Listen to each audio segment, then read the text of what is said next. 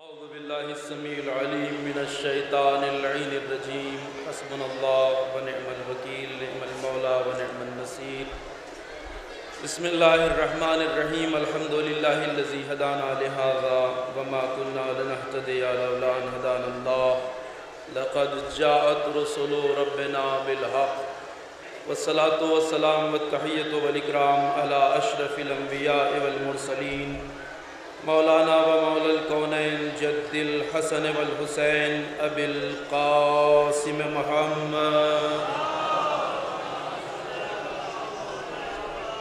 وعلى آلہ الطیبین الطاہرین المعصومین المظلومین الذین اذهب اللہ عنہم الرجس وطہرہم تطہیرا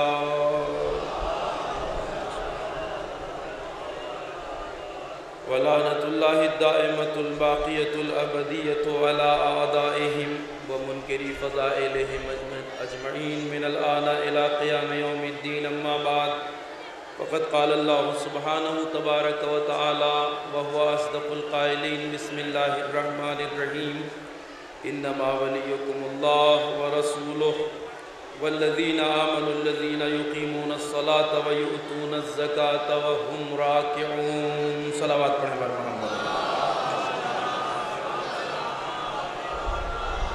عزیزان محترم اور بزرگان گرامی قدر، آیہ کریمہ جسے میں نے اس وقت کی گفتگو کے لیے سرنامہ سخن قرار دیا ہے، یہ قرآن مجید کی وہ آیہ کریمہ ہے جسے ہم اور آپ آیہ ولایت کے نام سے جانتے ہیں۔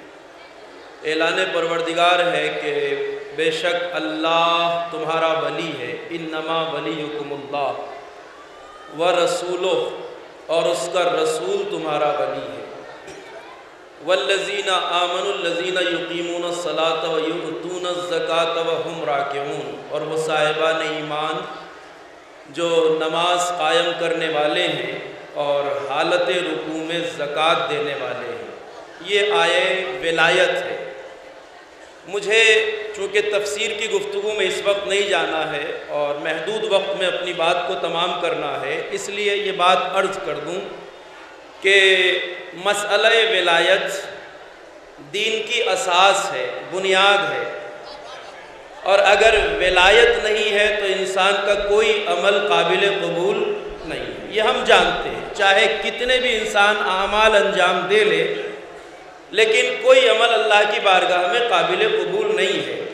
لیکن ایک بات بڑی آہستگی کے ساتھ آپ تک پہنچانا چاہتا ہوں، اور وہ یہ ہے کہ مسئلہ ولایت آج ہمارے سماج کا اور معاشرے کا سب سے زیادہ مورد گفتگو مسئلہ ہے۔ میرا خطاب اس وقت ان لوگوں سے نہیں ہے جو یہاں موجود نہیں ہے۔ غیر موجود افراد کو یہاں سے للکارنا کوئی معقولیت نہیں ہے۔ خطاب ان سے ہے جو یہاں موجود ہیں، یعنی بجائے یہ کہ ہم دوسروں کو للکاریں کہ ولایت کیا ہے، ہمیں خود سمجھنا چاہیے کہ ولایت کیا ہے۔ آج ہمارے اپنے سماج اور معاشرے کو ولایت سمجھنے کی ضرورت ہے، اور میں انشاءاللہ مفید گفتگو کرنے کا عادی ہوں۔ جو میرے دوست احباب مجھے جانتے ہیں وہ جانتے ہیں، اور میں وقت گزاری بھی نہیں کرنا چاہتا ہوں۔ چند عرائض آپ کی خدمت میں۔ آیہ ولایت ہے یہ جو قرآن میں بیان ہے۔ اللہ نے کہا اللہ تمہارا ولی ہے، اس کا رسول تمہارا ولی ہے۔ لبیک یا حسین۔ اللہ تمہارا ولی ہے، اس کا رسول تمہارا ولی ہے۔ اللہ نے تیسری ذات کا جو تعارف کرایا ولایت کے اعتبار سے، اس ذات کریمہ کی واضح ترین صفت کا اعلان کیا، ایسی صفت جسے سارا عالم اسلام جانتا تھا اور کسی کو اس بارے میں شک و شبہ نہیں تھا، اس لیے کہ یہ واقعہ اسی ذات سے مخصوص تھا۔ اس سے پہلے نہ اس کے بعد اس واقعے سے کسی کا کوئی تعلق نہیں رہا، لہٰذا آیت میں تیسری شخصیت کو متعین کرنا، سمجھنا اور پہچاننا ذرہ برابر دشوار نہیں۔ اللہ نے کہا وہ صاحبان ایمان جو نماز قائم کرتے ہیں اور حالت رکوع میں زکوٰۃ دیتے ہیں۔ تاریخ اسلام گواہ ہے کہ علی سے پہلے نہ علی کے بعد کوئی ذات ایسی نہیں تھی جس نے حالت رکوع میں زکوٰۃ دی ہو۔ لہٰذا اللہ نے جو کہا اللہ تمہارا ولی ہے، اس کا رسول تمہارا ولی ہے، اور وہ ذات جو حالت رکوع میں زکوٰۃ دینے والی ہے، امیر المومنین کے علاوہ کوئی نہیں تاریخ اسلام میں۔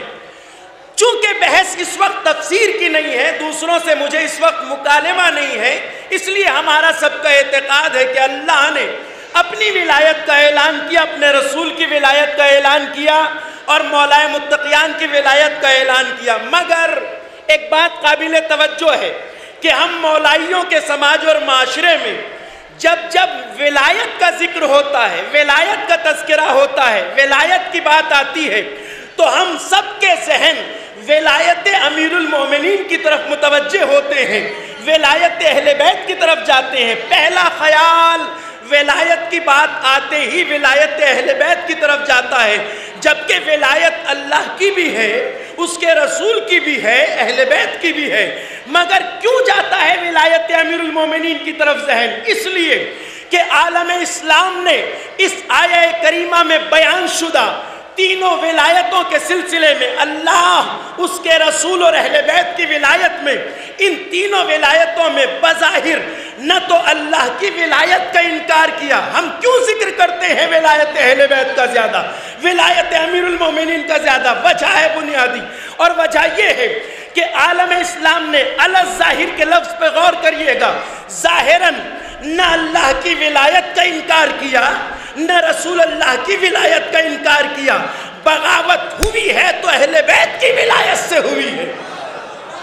لہٰذا جس ولایت سے بغاوت کی ہے عالم اسلام نے، ولایت امیر المومنین، ولایت اہل بیت، ہماری مجلسوں میں ذکر بھی اس کا زیادہ ہوتا ہے، تذکرہ بھی زیادہ ہوتا ہے، ہم وضاحت بھی زیادہ کرتے ہیں۔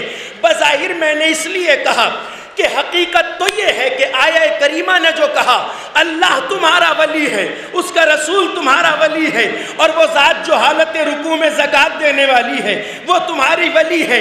میں نے کہا اگر کوئی اللہ کی ولایت اور رسول اللہ کی ولایت کا تو قائل ہو مگر علی کی ولایت کا قائل نہ ہو، وہ اپنے دعوے میں جھوٹا ہے۔ اس لیے کہ اگر علی کی ولایت کا انکار کرتا ہے تو خود بخود اللہ اور رسول کی ولایت کا باغی ہو جاتا ہے۔ کیوں؟ اس لیے کہ اسی اللہ نے قرآن میں کہا ہے کہ وہ ذات ولی ہے جو حالت رکوع میں زکوٰۃ دینے والی ہے۔ جو اللہ کی نہ مانے وہ اللہ کی ولایت کا باغی۔ رسول اللہ نے 1.25 لاکھ حاجیوں کے مجمع میں کہا من کنت مولا ہو فہذا علی مولا، جو رسول اللہ کی نہ مانے وہ رسالت کا باغی۔ صلوات پڑھیں بر محمد و آل محمد۔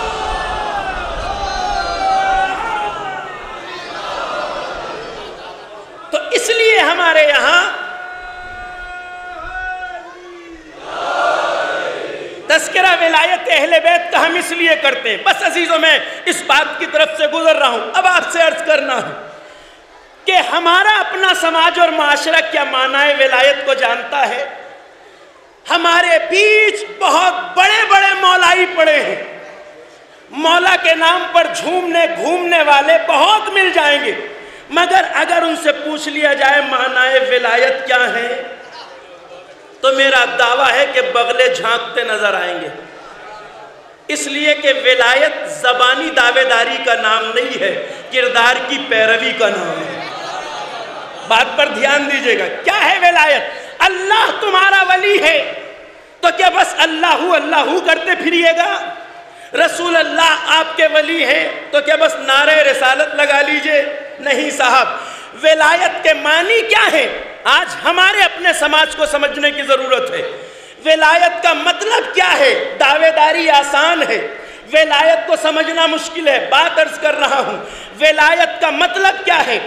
جب ولایت اتنی اہم ہے کہ اس کے بغیر دین مکمل نہیں، کوئی عمل قابل قبول نہیں ہے، تو پھر ایسا ہو نہیں سکتا کہ پیغمبر اکرم نے 23 سالہ تبلیغی زندگی میں ولایت کی وضاحت نہ کی۔ غور کیجئے گا بات پر، ایسا ہو نہیں سکتا کہ امت کو نہ بتایا ہو۔ نہیں، یہ تو اتنا اہم مسئلہ تھا کہ پیغمبر نے دین پہنچانے سے پہلے ولایت کو پہنچایا ہے۔ ولایت ایسی چیز ہے جس کے بغیر دین نہیں۔ تو اب اگر انسان ولایت کو نہ سمجھے تو دین میں آ نہیں سکتا. تو اس کا مطلب پیغمبر پہ ضروری ہے کہ آپ پہلے ولایت سمجھائیں. یہی وجہ تھی کہ ذوالعشیرہ میں جب پیغمبر اکرم نے اپنی رسالت کا اعلان کیا تو ساتھ ہی ساتھ ایک ولی کا اعلان کیا جو میرے بعد میرا خلیفہ، میرا جانشین، میرا وصی ہوگا. کہا یا نہیں؟ پیغمبر نے کہا جو بھی میرا اس معاملے میں مدد کرے گا، نصرت کرے گا، وہ میرا جانشین ہوگا. کہا پیغمبر نے. میں ہاتھوں کو جوڑ کے کہوں گا یا رسول اللہ، دعوت ذوالعشیرہ ہے، ابھی تو کسی نے آپ کو پیغمبر نہیں مانا. آپ آئے ہیں اپنے جانشین کو پہچانوانے، اپنے خلیفہ کو پہچانوانے. شاید پیغمبر آواز دیں، چاہے کوئی دائرہ دین میں ہو یا نہ ہو، مگر جب بھی آئے دین میں یہ یاد رکھے کہ میری رسالت کو اگر مانے گا تو علی کی خلافت کو ماننا ضروری ہے.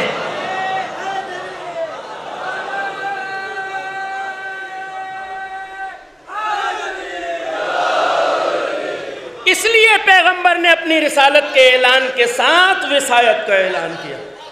اور اب اتنی اہمیت جس مسئلے کی تھی، امت یہ نہ کہہ دے کہ ہمیں معنی ولایت پتہ نہیں تھے جب پیغمبر گئے. اب غور فرمائیے گا میری بات پر. ذوالعشیرہ سے مفہوم ولایت پہنچانے کا کام پیغمبر نے شروع کیا اور آخر میں عالم اسلام سے ایک اقرار لیا. یہ بات اکثر یوں ہی گزر جاتی ہے سروں سے.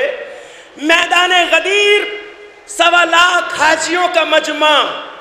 سوال ہم یوں ہی سن کے گزر جاتے ہیں، غور نہیں کرتے. مگر پیغمبر نے ان 1.25 لاکھ حاجیوں سے ایک سوال کیا تھا. یاد ہے آپ کو وہ سوال کیا تھا؟ پیغمبر اکرم نے، تاکہ کل کوئی یہ نہ کہہ دے کہ جب پیغمبر گئے تو ابھی اسلامی معاشرہ اتنا شعور والا نہیں ہوا تھا، اتنا صاحب علم نہیں ہوا تھا کہ معنی ولایت کو جانتا ہو، مفہوم ولایت کو جانتا ہو. اس لیے پیغمبر نے 23 سالہ تبلیغی زندگی کا نچوڑ پوچھا غدیر میں، اور سوال یہ کیا تاکہ کوئی انکار نہ کر سکے. الست اولیٰ بکم من انفسکم، لوگوں بتاؤ کیا تمہاری جانوں پر، تمہارے نفس پر، تمہارے وجود پر میرا حق تم سے زیادہ ہے یا نہیں؟ مولائیوں یہیں سے سمجھئے معنی ولایت کیا ہے. بات کہہ رہا ہوں آپ سے. پیغمبر نے کیا کہا؟ تمہارے نفس پر، تمہارے وجود پر، تمہارے جسم پر، تمہاری جان پر میرا حق تم سے زیادہ ہے یا نہیں؟ الست اولا، یعنی جسم تمہارا ہے مگر اختیار پہلے میرا ہے. آنکھیں تمہاری ہیں، اختیار پہلے ہمارا ہے. کان تمہارے ہیں، اختیار پہلے ہمارا ہے. زبان تمہاری ہے، اختیار پہلے ہمارا ہے. تو 1.25 لاکھ حاجیوں نے کہا بلا یا رسول اللہ، بے شک پیغمبر اکرم آپ ہم پر ہم سے زیادہ حق اور اختیار رکھتے ہیں. بس جیسے ہی اقرار کیا پیغمبر نے بلا فاصلہ کہا فمن کنت مولا ہو فہذا علی مولا. بس جس کا مالک و مختار میں ہوں، آج سے اس کا مالک و مختار علی ابن ابی طالب.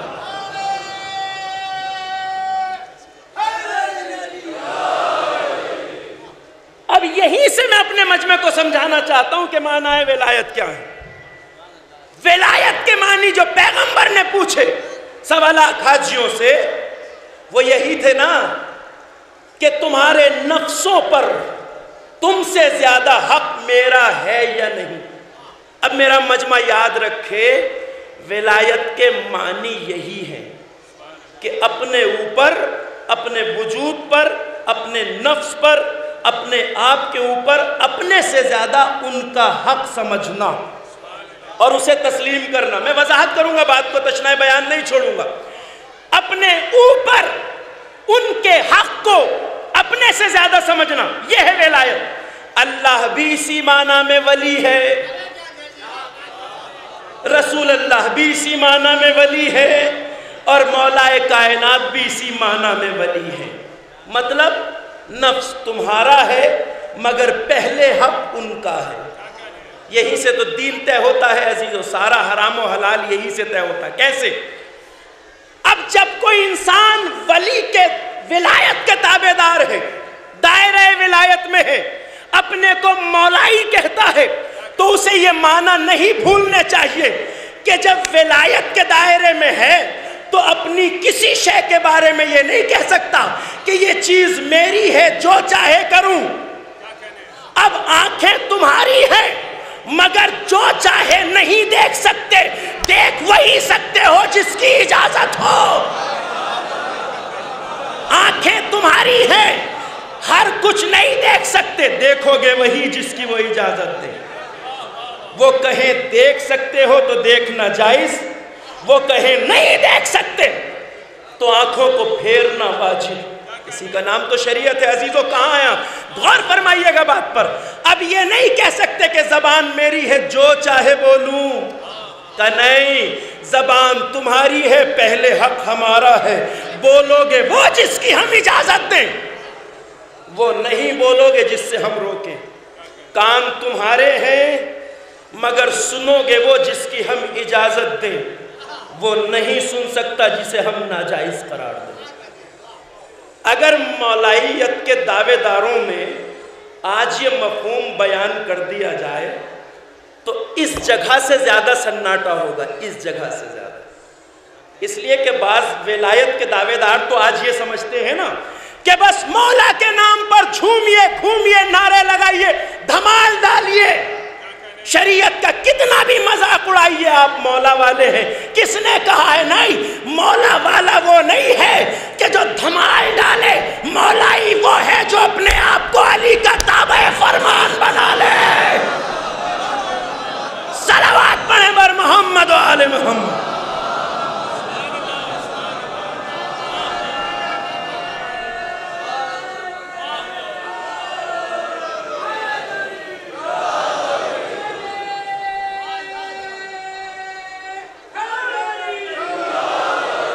اس ذکر کو میں نے یہاں اس درگاہ کے لیے انتخاب ہی اس لیے کیا ہے کہ آج اسی مولائیت کے نام پر ہمارا دین خطرے میں ہے. ہمارے جوان سازشوں کی زد پہ ہیں، ہمیں وہاں لے جایا جا رہا ہے جہاں اطاعت کا کوئی مفہوم نہیں. ایک منبر پہ شور مچانے والا خطیب اگر قوم کو بے عملی کا درس دیتا ہے، اگر دین کی توہین کرتا ہے، شریعت کی توہین کرتا ہے، نماز کا مذاق اڑاتا ہے، اذانوں کی توہین کرتا ہے، تو جان لیجئے یہ علی کا نام لے رہا ہے مگر علی کے کردار سے کوسوں دور ہے. اور یہ ذمہ داری آپ ہی کی ہے کہ ان حالات کو بدلے. کوئی اور نہیں بدلے گا، کوئی اور نہیں بدلے گا. اس لیے کہ حالات جب سیاسی رخ اختیار کر لیتے ہیں تو ممبروں پہ سیاسی نیتاؤں کی چمچہ گیری کرنے والے نظر آتے ہیں، خادمان دین نظر نہیں آتے. وقت بدل رہا ہے، غور فرمائیے گا، بات بے جا نہیں کہہ رہا ہوں. 50 سال سے خدمت انجام دینے والے علماء کو درکنار کر دیا جاتا ہے اور مداریوں کو ممبر تک پہنچایا جاتا ہے. وقت اس طرح بدل رہا ہے. خادمان دین کو بولنے کا وقت نہیں ہے، اور مداری آ جائیں تو 2.5 گھنٹہ بھی پڑھیں تو کوئی اعتراض نہیں ہے. کس نے یہ ماحول بدلا؟ اس کے لیے آپ کو بولنا ہوگا، آپ کی ذمہ داری ہے. آپ اس حالات کو بدل سکتے ہیں. درد ہے جو بول رہا ہوں، سمجھ جائیں گے آپ بات کو.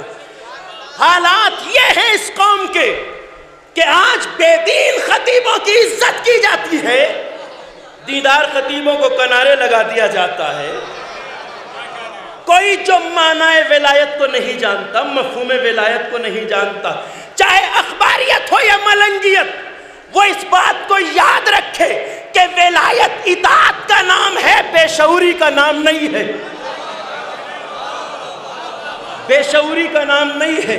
ایک نوجوان ہے، محفل میں خوب جھوم رہا ہے، گھوم رہا ہے، مگر احکام دین کا مذاق اڑاتا ہے، اللہ و رسول اور مولا کی شریعت کا مذاق اڑاتا ہے، اور آپ اسے مولا والا سمجھتے ہیں.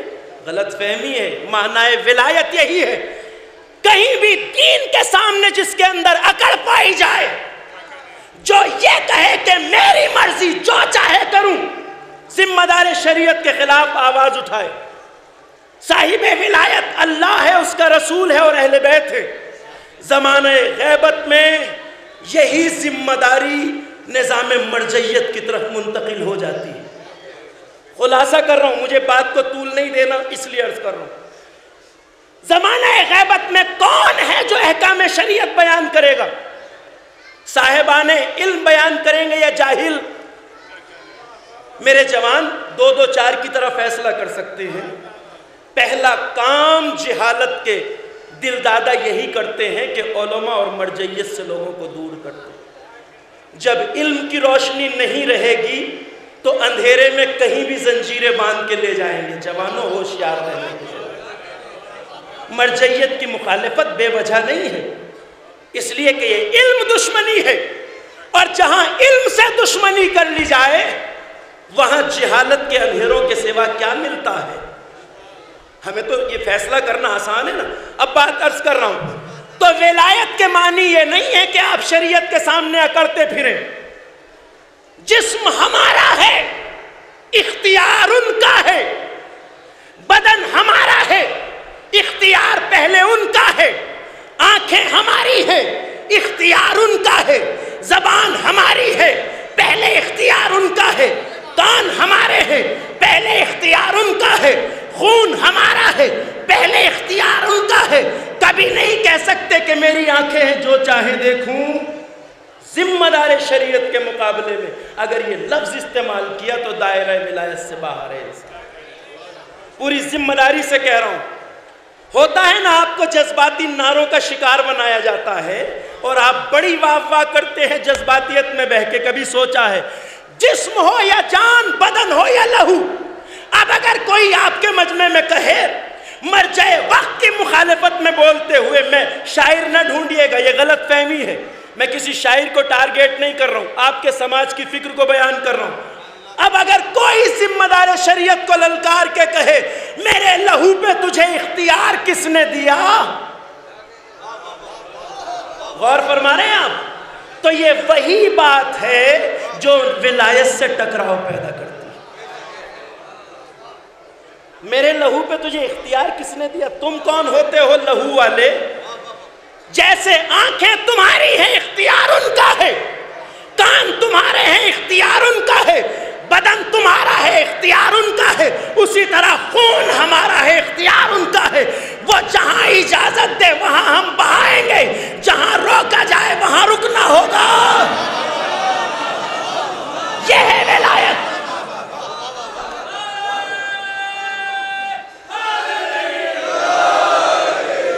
یہ ہے ولایت. بغاوت نہیں کر سکتے.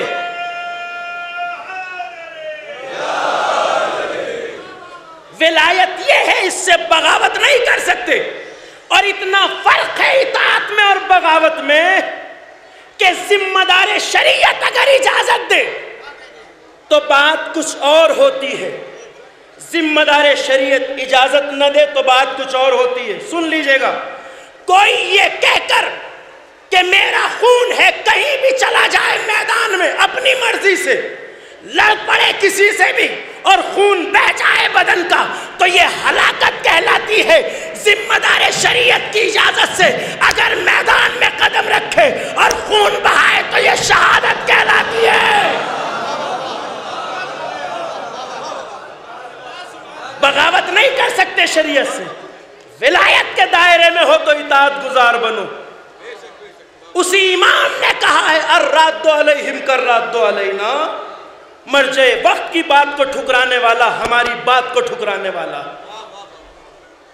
اس لیے کہ ہمارے اس بے قصور مجمع کو اطاعت اور فرما برداری کے مفہوم سے کاٹ لے گئے لوگ، اسی لیے ہم مولا کی بارگاہ میں بھی آتے ہیں تو ہمیں اطاعت یاد نہیں آتی. بات پورے افسوس کے ساتھ کہہ رہا ہوں. کسی نے سوچا ہے آج تک دل پہ ہاتھ رکھ کے علی سے ہمارا رشتہ کیا ہے؟ جس درگاہ پہ آئے ہیں ہم اور آپ، ان مولا سے ہمارا رشتہ کیا ہے؟ کیا علی بس یہ چاہتے ہیں ہم سے کہ آپ آئیے مولا کی زری کو چومی اور چلے جائیے، واہ مولا کیا کہنا؟ یہ کافی نہیں ہے. علی ہم سے صرف زری نہیں چموانا چاہتے، علی ہمیں صاحب کردار دیکھنا چاہتے ہیں. علی ہم سے اطاعت چاہتے ہیں، فرما برداری. ویسے بنو جیسے علی چاہتے ہیں. اس معنی کو ہمیں نہ سوچنے دیا گیا نہ اس کی طرف ہمارے معاشرے کو جانے دیا گیا. یہی وجہ ہے کہ ہم درگاہ آتے ہیں مگر مرضی مولا کی طرف دھیان نہیں دیتے۔ پتہ ہے آپ کو، اگر ایک شیعہ یہ سمجھتا ہے کہ میرا علی سے بس اتنا رشتہ ہے کہ مولا سے میں مانگتا رہوں مولا دیتے رہے، تو اس نے نہ ولایت کو سمجھا ہے نہ شیعیت کو سمجھا ہے۔ پورے دعوے سے کہہ رہا ہوں، جوگی پورا کا منبر ہے یہ۔ اگر یہ سمجھتے ہو کہ ہمارا رشتہ شیعیت کا علی سے بس یہ ہے کہ ہم مانگتے رہے مولا دیتے رہے، آپ تو حلال مشکلات ہیں۔ مولا آپ کی خدمت میں آئے ہیں عرضیاں لے کے، درخواستیں، التجائیں، فہرستیں ہمارے مطالبات کی۔ تو جب ہم اس طرح آتے ہیں کہ بس ہمیں مولا سے چاہیے، تو یہ درگاہ کا ماحول اسی لیے بدلتا نہیں ہے۔ پتہ ہے آپ کو، ہر سال علماء، خطبہ، دل سوزان دین تاکیدیں کرتے ہیں، جوانوں یہاں آئے ہو تو ادب کا خیال رکھو، بہنوں یہاں آئی ہیں تو پردے اور حجاب کا خیال رکھو، میرے جوانوں اگر آئے ہو تو انجمن بازیوں کے نام پہ ٹکراؤ مت کرو، اپنی بستی کی زیادہ تعداد کی وجہ سے کسی کا گریبان مت پکڑو، یہ مت سوچو کہ تمہاری بستی کے بہت لوگ ہیں یہاں پر۔ ماحول کیوں ہے ایسا پتہ ہے آپ کو؟ اس لیے کہ ان جوانوں کو اطاعت نہیں سمجھائی گئی، ولایت فرما برداری نہیں سمجھائی گئی۔ اب میں آپ سے بات کہتا ہوں، اگر یہ سمجھتے ہو کہ شیعیت صرف مانگنے کا نام ہے، بس مولا ہمیں دیتے رہے ہم لیتے رہے، تو ایک بات کہوں بڑی معذرت سے، ہندوستان ہے یہ، اگر صرف اتنا رشتہ ہے علی کا کسی سے کہ وہ بس مولا سے مانگتا رہے اور مولا دیتے رہے، تو میں اس سے آج صاف لفظوں میں کہہ رہا ہوں کہ اگر بس مانگنا اور مطالبات ہی پورے کرانے ہیں تو آپ کو شیعہ رہنے کی ضرورت نہیں۔ بات بڑی کر رہا ہوں، شیعہ ہونے کی ضرورت نہیں ہے۔ کیوں نہیں ہے؟ اس لیے کہ یہ تو وہ درگاہ ہے جہاں اپنے نہیں دوسروں کے بھی دامن بھر جاتے ہیں۔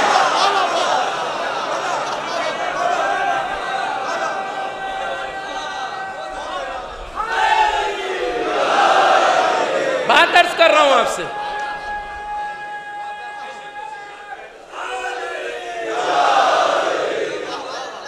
یہ وہ درگاہ ہے جہاں یہ اب بھی آپ اس درگاہ پہ دیکھ لیجئے، سینکڑوں لوگ ہیں جن کا شیعیت سے تعلق نہیں ہے مگر آئے ہیں مانگنے، تو کیا انہیں نہیں ملتا؟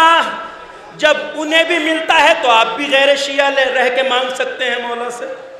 بلکہ ایک بات کہوں آپ سے، ہمارا اکثر شیعوں کا ایک تجربہ ہے اور ہم کبھی کبھی مولا سے محبت آمیز شکوہ بھی کرتے ہیں، کہتے ہیں مولا ہم تو آپ کے اپنے ہیں، کوئی غیر آتا ہے تو مراد جھٹ پوری ہو جاتی ہے، ہم سال ہا سال مانگتے ہیں نہیں ہوتی مولا، بڑا شکوہ ہے ہمیں۔ ہمارے یہاں ذوالجنا تعزیے جتنے برآمد ہوتے ہیں ملک بھر میں، ہندوستان میں آج بھی بعض شہر ایسے ہیں جن کے کئی محلے ہیں جہاں سے جب تک علی اصغر کا جھولا نہ گزر جائے مائیں دودھ نہیں پلاتی۔ یہ ملک وہ ہے جہاں سے ذوالجنا نہ گزر جائے، چاہے رات ہو جائے مائیں بچوں کو دودھ نہیں پلاتی۔ تو مرادیں تو ان کی بھی پوری ہوتی ہیں، فرق کیا ہے ہم میں اور ان میں؟ اور ان کی جلدی کیوں ہو جاتی ہے، ہماری اتنا دیر کیوں لگتی ہے؟ اس کا راز یہ ہے عزیزوں کہ ان کا رشتہ علی سے صرف مانگنے کا ہے، وہ مانگتے ہیں مولا دے دیتے ہیں اور بہت جلدی دے دیتے ہیں، مولا شاید سمجھانا چاہتے ہیں وہ ہمارے شیعہ نہیں ہیں، ان کا رشتہ ایک کریم کی بارگاہ سے صرف مانگنے کا ہے، ہم فوراً دے دیتے ہیں، مگر تمہارا رشتہ صرف مانگنے کا نہیں ہے، کردار بنانے کا ہے۔ بات پہ غور کریے گا، شیعیت کا رشتہ علی سے محض مانگنے کا نہیں ہے، ویسا بننے کا ہے جیسا مولا چاہتے ہیں۔ دیکھا ہے آپ نے دروازے پہ آئے ہوئے فقیر میں اور اپنے گھر میں اپنے بیٹے کو جب آپ پیسے دیتے ہیں تو کتنا فرق ہے؟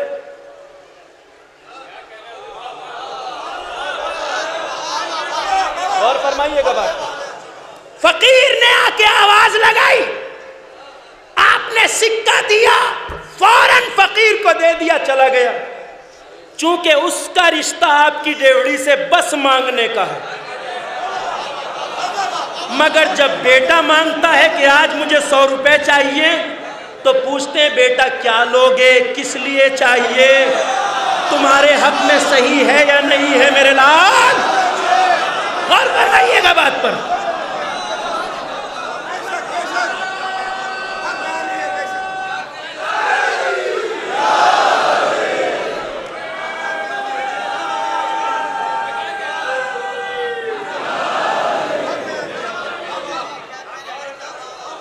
پوچھتے ہیں یا نہیں؟ یا یوں ہی تھما دیتے ہیں بچے کو 100 روپے؟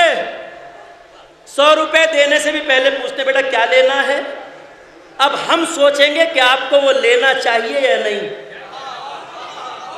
بیٹا نہیں، یہ چیز آپ کے لیے اچھی نہیں ہے.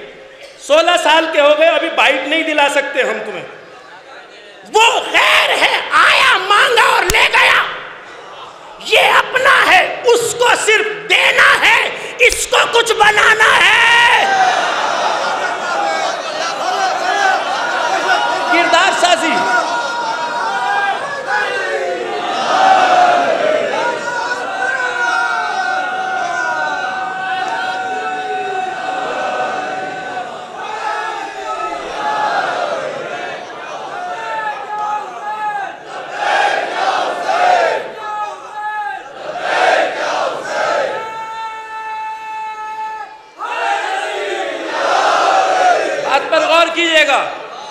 فقیر جو دروازے پہ آیا ہے اس کا آپ کے دروازے سے بس مانگنا ہے اسے. اس کے نہ مستقبل سے آپ کو کچھ لینا دینا، نہ اس کے فیوچر کی آپ کو کوئی فکر ہے. آپ نے دیا، چلا گیا. لیکن اپنے بچے کا آپ کو حال بھی دیکھنا ہے، مستقبل بھی دیکھنا ہے، کردار بھی دیکھنا ہے. شاید مولا بھی ہمیں یہ سمجھانا چاہتے ہیں کہ اوروں کی طرح مانگنے نہ آؤ، بلکہ ایسے پہلے بن جاؤ جیسے ہم تمہیں دیکھنا چاہتے ہیں، پھر ہماری ضمانت ہے اگر ویسے بن جاؤ گے جیسے ہم تمہیں دیکھنا چاہتے ہیں تو پھر کہیں مانگنے کی ضرورت نہیں پڑے گی، تم خود زمانے کی مشکل کشائی کرو گے.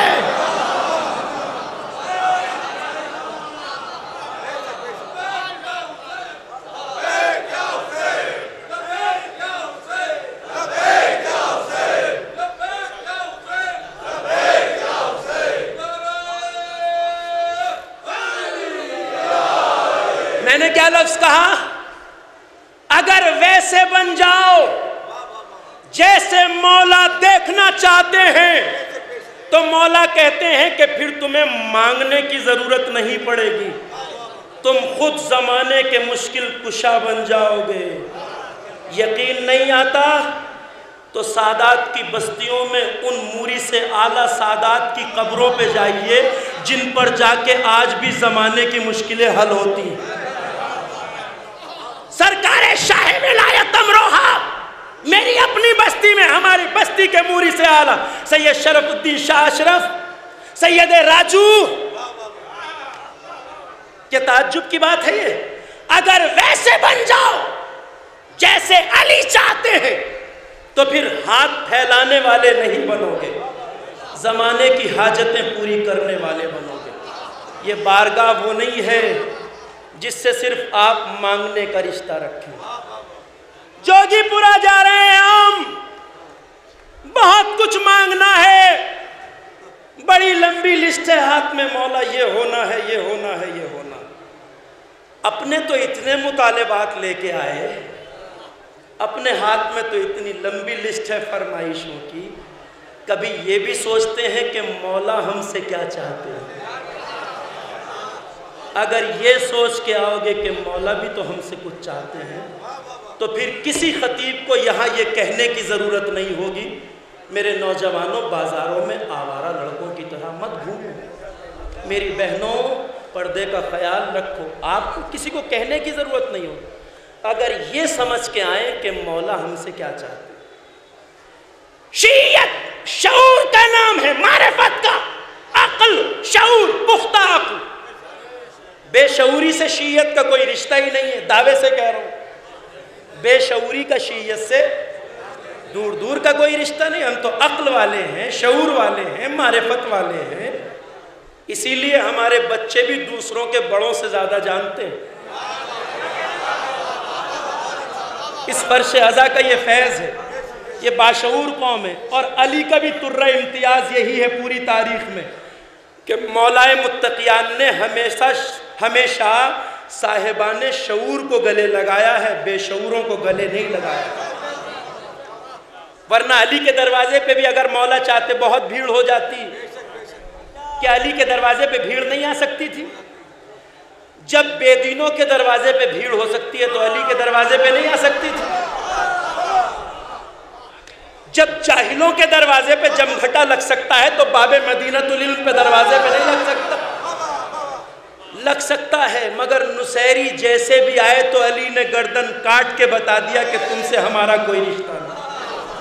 ورنہ بے شعور تھا نا، مولا کو خدا کہہ رہا تھا اگر علی کو دروازے پہ بھیڑ ہی بڑھانی ہوتی تو پشت تھپ تھپاتے شابش آجا میرے چاہنے والے، تو مولا کہتے ہیں تو سیدھا اللہ کہہ رہا ہے مجھے۔ بھیڑ تو بڑھتی نا، وہ آیا تھا اس کا قبیلہ بھی آتا اور آتے، لیکن علی نے بے شعور کو گلے نہیں لگایا، گلے لگایا تو ہمیشہ شعور والوں کو گلے لگایا، تو سلمان فارسی جیسوں کو، ابو ذر غفاری جیسوں کو، عمار یاسر جیسوں کو، میثم تمار جیسوں کو، مالک اشتر جیسوں کو، کمیل ابن زیاد النخعی جیسوں کو، ایسے ویسوں کو گلے نہیں لگایا علی نے۔ لہٰذا جب درگاہ پہ آؤ تو شعور کے ساتھ آؤ، اتنے بے شعور نہ بن جاؤ کہ بجائے دنیا کو درس شعور دینے کے تم لوگوں کی جہالتوں میں پڑ جاؤ۔ اب سنیے میری بات جو کہنا ہے مجھے۔ حسین ٹیکری جاتے ہیں، یہاں تو الحمدللہ علماء نے محنتیں کی ہیں تو ماحول پاک ہے، مگر میں نے دیکھا تو نہیں ہے، البتہ وہ جوہر ضرور دیکھا ہے جس میں حسین ٹیکری کی ساری گندگی جاتی ہے، اور وہاں غیر اقوام کے آئے ہوئے لوگوں نے یہ عقیدہ بنا لیا ہے کہ جو اس گندی کیچڑ میں لوٹے گا اسے مولا شفا دیں گے۔ ہے نا ایسا؟ تائید کریں گے؟ دیکھا ہے کسی نے؟ انہوں نے کہا جو پورے شہر کی غلاظتیں جاتی ہیں گٹر جہاں پہ ہے اس میں آ کے غیر اقوام کے لوگ لوٹتے ہیں، ڈبکیاں لگاتے ہیں اور کہتے ہیں مولا شفا دیں گے۔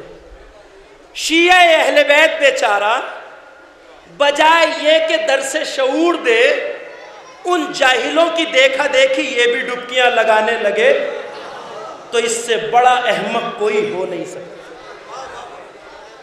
ارے کیا اتنی سی بات سمجھ میں نہیں آتی کہ جو وارث تطہیر ہو وہ تمہیں گندگیوں میں لوٹتے ہوئے دیکھنا چاہیں گے؟ جو مجسمہ طہارت ہو اہل بیت اطہار، وہ آپ کو یہ کہیں گے کہ گندگی میں لوٹو تب ہم تمہیں شفا دیں گے؟ اس قدر بے شعوری کہاں سے آ گئی؟ کہاں ہے ہمارا سماج جو سوچتا نہیں؟ کہاں ہے منبر کے وہ مداری جو عوام کو بیدار نہیں کرتے؟ کہاں ہیں وہ لوگ جن کی کاندھوں پہ جن کا گریبان پکڑا جائے گا روز قیامت؟ تم چپ کیوں تھے؟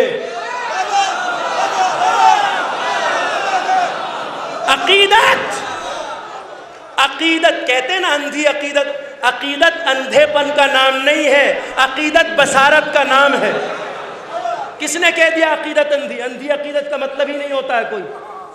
جہاں اندھ پن ہو وہاں عقیدت نہیں، کوئی بھی ہو اہل بیت کی نہیں ہو سکتی۔ جا رہے ہیں صاحب کیچڑ میں لوٹے پڑے ہیں، میری سمجھ میں نہیں آیا، وارثان تطہیر اس کو شفا دیں گے جو گندگی میں لوٹ رہا ہو؟ اب تو نہیں الحمدللہ، مگر شاید 25-30 سال پہلے کی بات کر رہا ہوں، میں نے اپنے بچپن میں دیکھا ہے، جوگی پورے کا پڑوسی ہوں بھائی، میں میمن سادات ہوں، یہی سید راجو کے مزار کے باہر کچھ پتلے کھڑے ہوئے دیکھتے تھے ہم بچپن میں، پورے بدن پہ مٹی لتیڑے ہوئے ہیں، ننگ دھڑنگ کھڑے ہیں۔ اگر آپ کو مٹی ملنی ہے، منع نہیں ہے کوئی، تو ایسی جگہ کھڑے ہوئیے جہاں آپ کو کوئی دیکھے نہیں۔ اول تو سلیقہ اہل بیت نے سکھائے ہی نہیں، لیکن اگر مل بھی رہے ہیں تو بدن کا ملائے عام میں برہنہ کرنا حرام ہے۔ ان الفخذ عورت، انسان کی ران بھی شرمگاہ حساب ہوتی ہے شریعت میں۔ ننگ دھڑنگ کھڑے ہیں، پورے بدن پہ مٹی ملی ہوئے، مجسمہ بقول قبلہ نعیم عباس صاحب کے اگر آنکھوں کی پتلیاں نہ ہل رہی ہو تو لگتا ہے پتلا کھڑا۔ یہ طریقے کس نے سکھائے مولا سے شفا مانگنے کے؟ ننگ دھنگ پڑھیں، غیر شرعی عمل کر رہا ہے اور مولا سے شفا۔ میں نے اپنے بچپن میں جب میرا شعور بیدار تھا تو میں نے اپنی آنکھوں سے دیکھا ہے۔ عام آدمی کیسے بھی گزر جائے کوئی بات نہیں، مگر شریف گھرانوں کے لوگ ایسے ننگ دھڑنگ لوگوں سے اپنی نظریں بچا کے گزرتے ہیں۔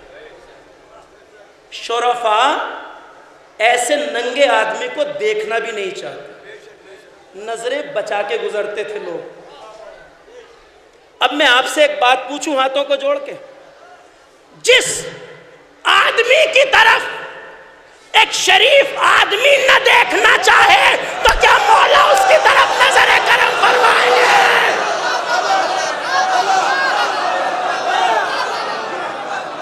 کہاں ہیں آپ؟ مجھے کوئی بتائے۔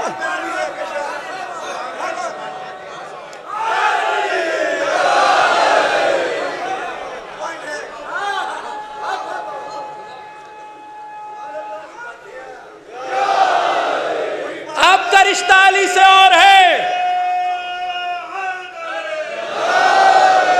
آپ کا رشتہ علی سے اور ہے، زمانے کا اور ہے۔ آپ کے مانگنے کے سلیقے وہ ہونے چاہیے جو اہل بیت اطہار نے سکھائے ہیں۔ آپ اپنوں کی طرح مانگیے، اپنوں کی طرح۔ جو سادات ہیں وہ اپنے پدر گرامی، اپنے جد بزرگوار کی بارگاہ میں آتے ہیں، اپنے باپ سے، اپنے پدر سے، اپنے دادا سے مانگنے کا طریقہ کیا ہے، کیا یہ بھی بتانے کی ضرورت ہے؟ جو چاہنے والے ہیں وہ بھی مانوی اولاد ہیں اہل بیت کی روحانی، تو ہمارے سلیقے عام لوگوں کے جیسے نہیں ہونے چاہیے۔ لہذا ضرورت ہے معرفت اور شعور، عقلانیت کی طرف آئیے۔ جس آدمی کی طرف ایک شریف انسان دیکھنا نہ چاہے، لکھ لیجئے اس کی طرف مولا بھی نہیں دیکھیں گے۔ لہذا ضرورت ہے سمجھنے کی، حالات کی۔ اہل بیت کو اطاعت گزار چاہیے، شور مچانے والے نہیں۔ بہت ہوئے ہیں شور مچانے والے۔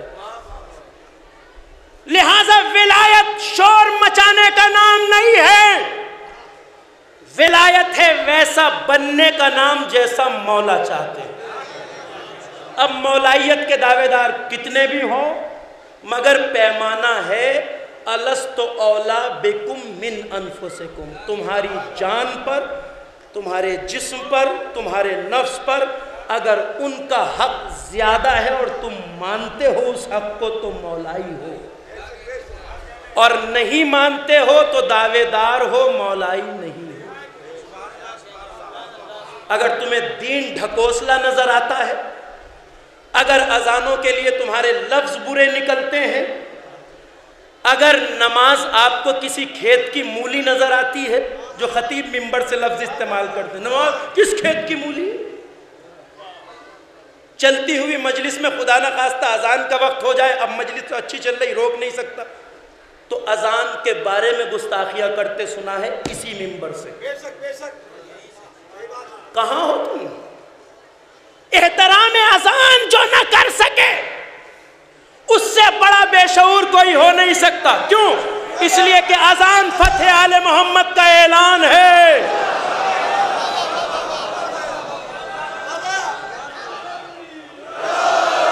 بات کہوں، گفتگو کو تمام کر رہا ہوں۔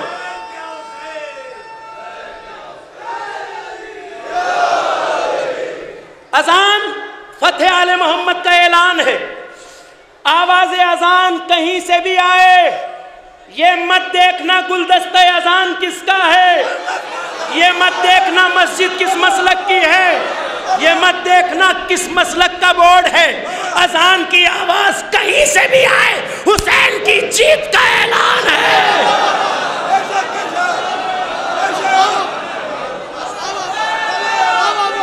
دلیل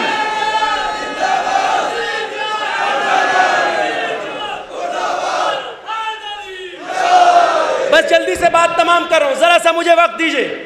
ہم کتنے بھی بڑے خطیب ہو جائیں، اس خطیب سے بڑے تو نہیں ہو سکتے جو شام کی مسجد پر منبر پہ تھا اور خون کا پیاسا مجمع سامنے بیٹھا تھا.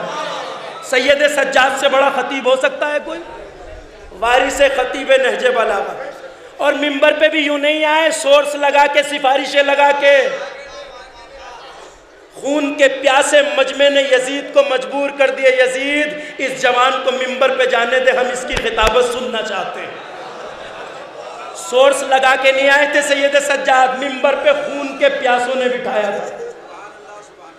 یزید نے ٹالنا چاہا. یزید کے بیٹے معاویہ نے کہا بابا یہ جوان ہے، زنجیریں، ہتکڑیاں، بیڑیاں سب پڑی ہیں، کیا کر لے گا، جانے دو. ایسا خطیب منبر پہ آیا. ہماری خطابت کتنی بھی اچھی ہو مگر اس خطیب کے مقابلے میں ہماری اوقات کیا ہے. یزید نے جب خطبے کی کاٹ دیکھی تو مؤذن کو اشارہ کیا اذان کہے. اگر اذان سے بغاوت کرنا ہوتی تو سید سجاد خطبہ نہ روکتے. خطبہ روکنا دلیل ہے اس بات کی کہ آواز اذان کا احترام ضروری ہے. کیوں؟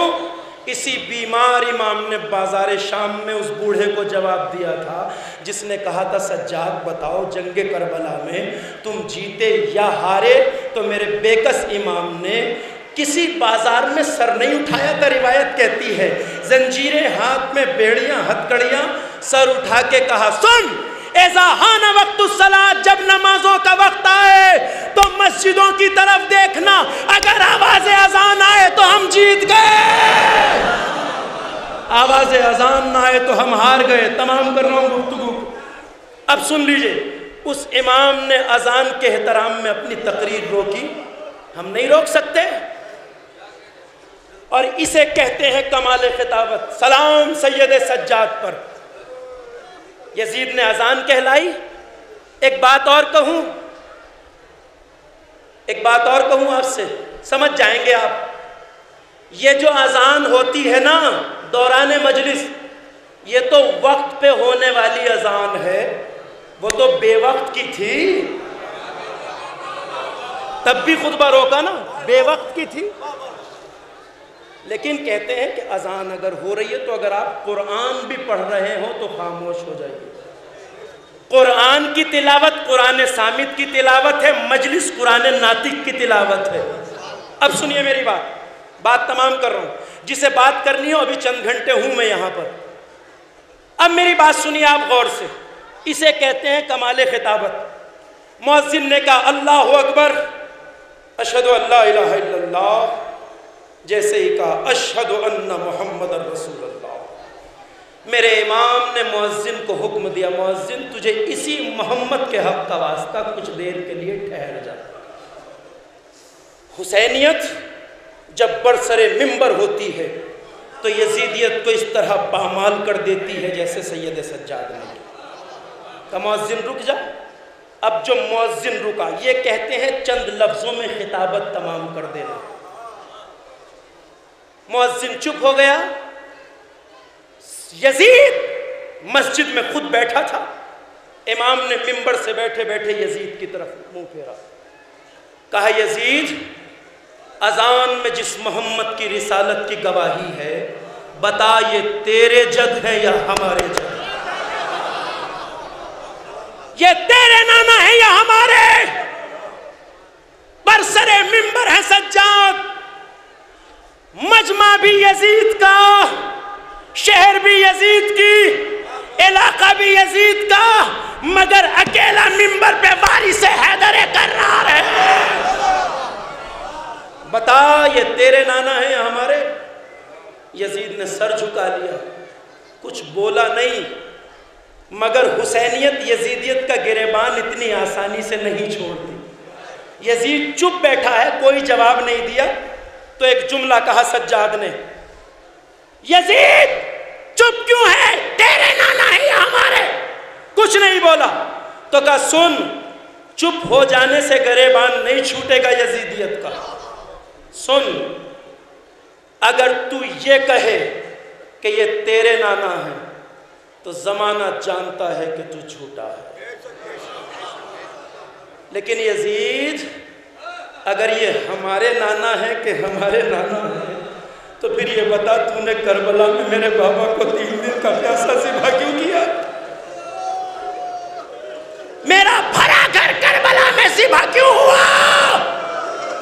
بس تاریخ کہتی ہے چاہنے والوں کا مجمع نہیں تھا، خون کے پیاسوں کا مجمع تھا۔ جب سجاد نے یہ فکرے کہے پوری شام کی مسجد آہوں اور سسکیوں سے گونجنے لگی۔ اسے کہتے ہیں کمال خطابت۔ اگر یہ ہمارے نانا ہے کہ ہمارے نانا ہے تو تو نے میرے بابا کو 3 دن کا پیاسا ذبح کیوں کیا؟ پتہ ہے عزادار و سجاد کو صدمہ کیا تھا؟ حسین کی اولاد کو صدمہ کیا تھا؟ صدمہ یہ تھا کہ کربلا میں سب 3 دن کے پیاسے تھے، مگر آقا کب سے پیاسے تھے اسے تاریخ نے نہیں لکھا۔ چند لمحے مصائب کے پڑھ رہا ہوں، بات تمام ہو جائے گی، حق گریہ ادا ہو جائے عزیزوں۔ سکینہ 3 دن کی پیاسی تھی، 3 رات تک جو بچی ہائے پیاس کہتی رہی۔ ایک بات کی طرف آپ کے ذہنوں کو لے چلتا ہوں، غور آپ بھی کیجئے گا، میں نے بھی دیکھا ہے مقتل کربلا میں، مگر میں نے دیکھا ہے کہ جو بچی 3 رات سے ہائے پیاس العطش کہہ رہی تھی، اس سکینہ نے کربلا میں چچا عباس کی شہادت کے بعد پھر ہائے پیاس نہیں کہا۔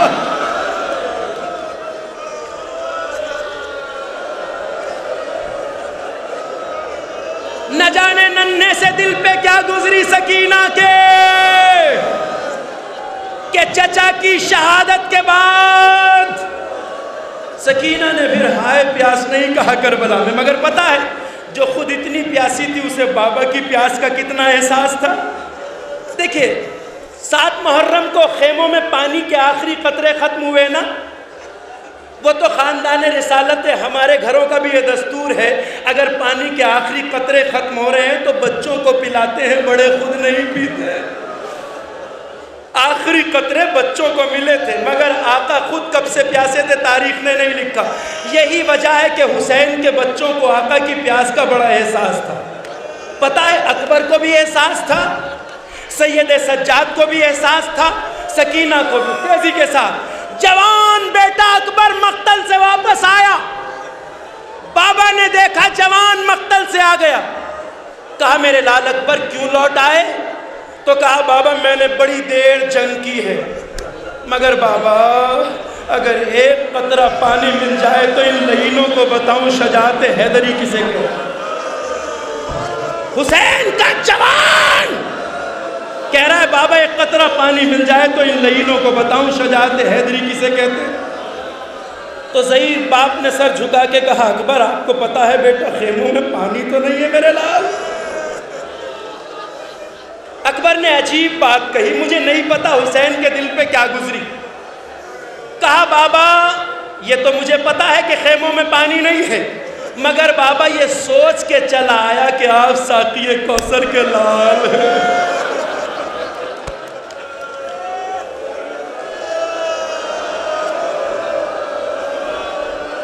مصلحت وقت بے کس حسین کیا کرتے تو سنیے کیا کیا حسین نے۔ کہا میرے لال خیموں میں پانی تو نہیں ہے اکبر، مگر ایسا کرو میرے لال میرے دہن میں اپنی زبان رکھ لو بیٹا، ہو سکتا ہے کچھ ٹھنڈک محسوس ہو۔ روایت کہتی ہے جوان بیٹے نے بابا کے دہن میں زبان رکھی، اگلے لمحے تڑپ کے زبان باہر کھینچ لی۔ کہا بابا آپ کی زبان میں تو مجھ سے زیادہ کانٹے پڑے ہیں بابا۔ جوان اکبر کو بھی پتا ہے کربلا کے 3 دن بعد سید سجاد لاشوں کو دفنانے آئے، بابا کی قبر بنائی. مصائب تو کربلا میں بہت گزرے تھے مگر سجاد کو بابا کی پیاس کا کتنا احساس تھا. سنا ہے آپ نے حسین کی جب قبر سید سجاد نے بنا دی تو کسی مصیبت کو نہیں لکھا, انگشت شہادت سے قبر پہ بس اتنا لکھا, ھذا قبر الحسین الذی قتلوہ عطشانہ. یہ اس حسین کی قبر ہے جسے پیاسا ذبح کیا گیا. سجاد کو بھی احساس تھا, اکبر کو بھی احساس تھا, سکینہ کو بھی. خدا کسی بہن کو وہ منظر نہ دکھائے جو زینب نے دیکھا. ٹیلے پہ کھڑی ہے, بھیا کے گلے پہ خنجر چل رہا ہے, کند خنجر. اسے عالم بے کسی کہتے ہیں. جب کوئی ناصر نہ ہو, مددگار نہ ہو, اپنا نہ ہو, اسے عالم بے کسی کہتے ہیں. بے کسی نے زینب سے ایک جملہ کہلایا, بہن کیسے دیکھتی بھیا کا کٹا ہوا گلا. قاتل کو آواز دی, پسر ساز میرا ماں جایا ذبح ہو رہا ہے, تو گھڑا دیکھ رہا ہے, اے تو ہی میرے بھیا کو بچا لے. قاتل کے دل پہ تو اثر نہ ہوا مگر حسین نے بہن کی آواز سن لی, کہا بہن ابھی بھیا زندہ ہے, خیمے میں لوٹ جاؤ. اللہ غریق رحمت کرے, میرے استاد آیت اللہ شبیر حسن نجفی علی اللہ مقامہ کو روایت پڑھتے تھے, میں مجلس تمام کر رہا ہوں. بہن نے بھیا کا حکم سنا, کتنے پیاسے تھے حسین. خیمے کی طرف لوٹ گئی زینب, ابھی دروازہ خیمہ پہ قدم رکھا تھا کہ زمین کربلا ہلنے لگی. سیاہ آندھی چلی, آسمان سے خون کے قطرے ٹپکنے لگے, فضائے عالم میں ایک آواز گونجی, الا قتل الحسین بکربلا, الا ذبح الحسین بکربلا. اب جو تڑپتی ہوئی زینب اسی جگہ آئی جہاں سے بھیا کا کٹا ہوا گلا دیکھا تھا.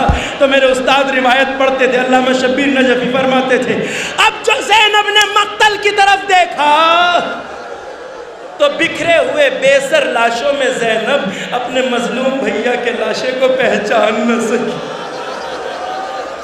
اس لیے کہ پہچاننے کے لیے تو لاش پہ سر ہو یا لباس.